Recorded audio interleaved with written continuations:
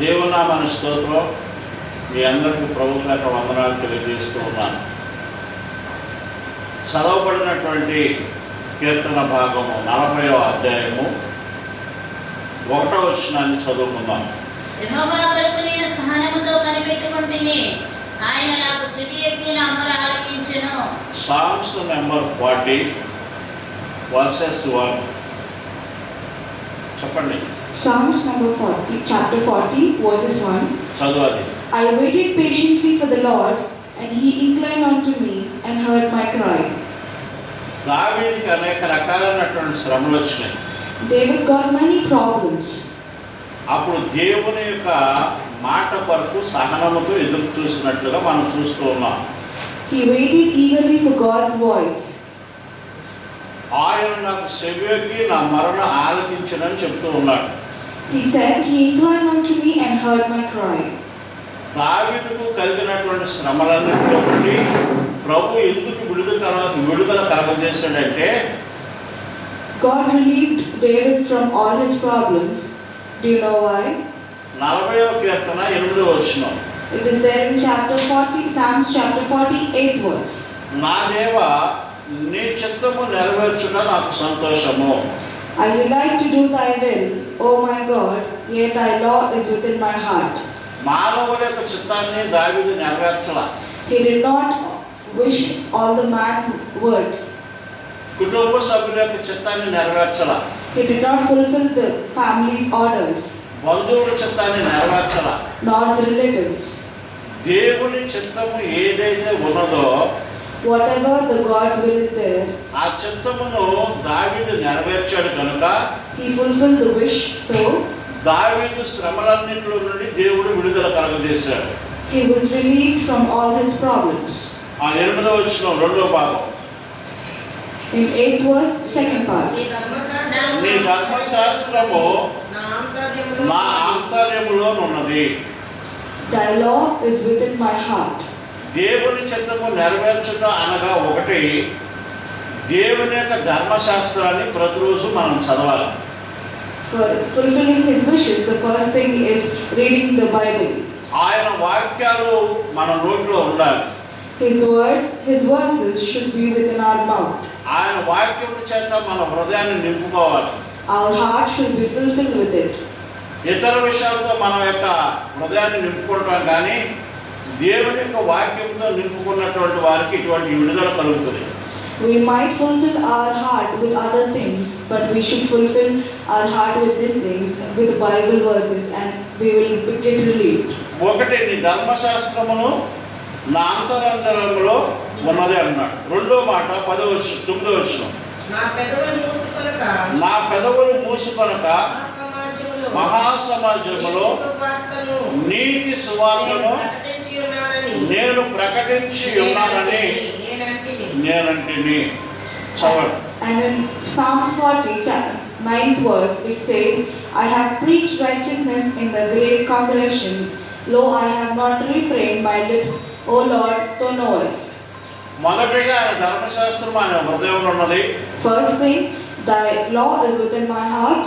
రెండోది, ఆయన పెదాలు మూసుకొనకుండా Secondly, without closing his lips, ఆయనకు సంబంధించినటువంటి నీతి సువార్తను he was preaching the righteousness మహాసమాజంలో అందరికీ చాటుతూ ఉన్నాడు. into all the world.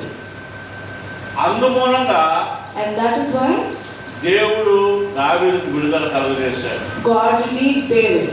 మనలో నీతి ఉందా? Do we have righteousness in us? మనం నీతి సువార్తను ప్రకటిస్తున్నావా? Are we preaching the righteousness? సమాజంలో దేవుని గురించి అనేక మందికి తెలియజేస్తున్నావా? Are we telling people about God? 10వ వచనం. In 10th verse, నీ నీతి నా హృదయములో ఉంచుకుని ఆ, నేను ఊరకుండలేదు. ఆ, నీ సత్యమును నీ రక్షణను నేను వెల్లడి చేసి ఉన్నాను. హల్లెలూయా. హల్లెలూయా. in 10th verse it says, I have not hid thy righteousness within my heart. I have declared thy faithfulness and thy salvation. దేవుని యొక్క ధర్మశాస్త్రం హృదయంలో ఉంది. The God's law is within his heart. దేవుని యొక్క నీతి హృదయంలో ఉంది. The righteousness is in his heart. నీతి సువార్తను అనేక మందికి ప్రకటించాడు. He is preaching the righteousness to number of people. రక్షణను అనేక మందికి తెలియజేశాడు. And he gave salvation to many people. దేవుడు సత్యవంతుడు కనుక Because God is faithful. ఆయన సత్యమును అనేక మందికి పరిచయం చేసి ఉన్నాడు. He introduced faithfulness to people. 10వ వచనం 3వ భాగం, నీ కృపను నీ సత్యమును మహాసమాజమునకు తెలుపక నేను వాటిని మరుగు చేయలేదు అంటున్నాడు. I have not concealed thy loving kindness and thy truth from the great congregation. అందుకని And that is why 12వ వచనంలో ఉన్నట్లుగా in 12th verse, దావీదుకు లెక్కలేని అపాయములు నన్ను చుట్టుకుని ఉన్నవని మాట్లాడుతూ ఉన్నాడు. even though David was full of problems, వాటన్నిటి నుండి విడుదల కలగచేయడానికి to relieve them, మనం చెప్పుకున్న అంశాలే కారణం. whatever we talked about is the reason. Hallelujah.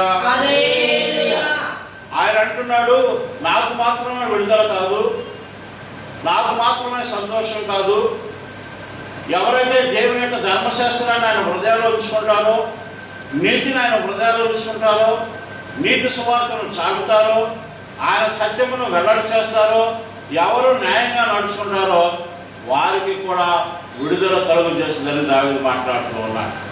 David is saying that not only to me, that everybody who has a law in their heart and who they preach, and everybody who believes in Lord should be get away from the problems. కీర్తన భాగం 40వ అధ్యాయం 16వ వచనంలో అదే మాట్లాడుతున్నాను. In Psalms 40:16th verse, it is saying like this. నిన్ను వెతుకువారందరూ నిన్ను వెదుకువారందరూ గూర్చి ఉత్సాహించి ఆ సంతోషించుదురుగాక. ఆమేన్. హల్లెలూయా. హల్లెలూయా. నిన్ను వెదుకువారందరూ నిన్ను గూర్చి ఉత్సాహించి సంతోషించుదురుగాక. నీ రక్షణ ప్రేమించువారు యెహోవా మహిమ పరచబడును గాక అని నిత్యము చెప్పుకొందురుగాక. ఎవరైతే Let all those that seek thee rejoice and be glad in thee. Let such as love thy salvation say continually, the Lord be magnified. దావీదుకి విడుదల కలుగజేసిన దేవుడు మనకు కూడా విడుదల కలుగజేస్తాడు. The God who relieved David from his problems will relieve us. దేవుడు దావీదుకి సంతోషం కలుగజేసిన దేవుడు మనకు కూడా సంతోషాన్ని కలుగజేస్తాడు. God that made David happy will also make us happy.